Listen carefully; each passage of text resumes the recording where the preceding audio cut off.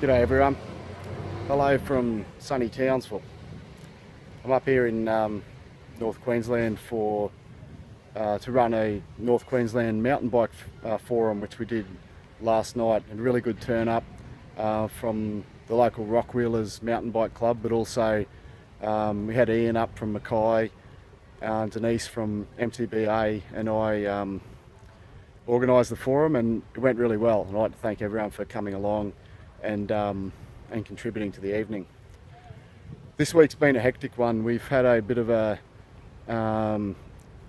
issue arise suddenly in relation to the registration of craft like the ones behind me, the paddle craft and small sailing craft. We found out about a proposal on last Friday. An email was sent around to say that AMSA, the Australian Maritime Safety Authority, although at some point I suggested that maybe it was the Australian Money Sucking Authority, that can't be repeated of course, that they had a proposal to levy annual fees on every single vessel that was used for any commercial purpose. This could have affected obviously the likes of organisations who hire out paddlecraft and sailcraft for tourism purposes, but also for training operations, potentially for outdoor education, maybe even just for common use that organisations like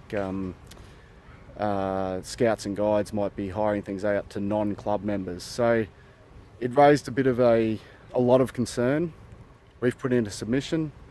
We had until only Monday the 30th of April to put submissions in. We led the charge. We asked everyone to put submissions in.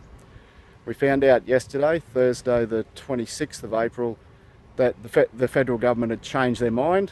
I'm not sure exactly why, but I'd like to think that it was partly to do with the efforts of QORF and our members, but it also was right across Australia. So I know there were efforts across the country to try to get these people to change their mind, and it appears that's worked. So I'd like to say a big thank you to everyone who contributed to that change of that decision. However, it does mean we have to keep a bit of a watching brief and make sure that the changes aren't backflipped on again and introduced at a future date. So that's something that QORF and our colleagues across the country will keep an eye on. But at the moment, it's a big thank you for the efforts. Also, another big happening recently for QORF particularly, and Nature Play. We ran a very successful Mud World event at Ipswich. And a big thanks to the Ipswich City Council and the other sponsors of that event for making it so successful, but particularly to the Nature Play Queensland team for the efforts they put into that. It was an awesome weekend. We had about 2,000 kids running amok, playing in the mud in Limestone Park in Ipswich. So I'll just sign off now from sunny Townsville.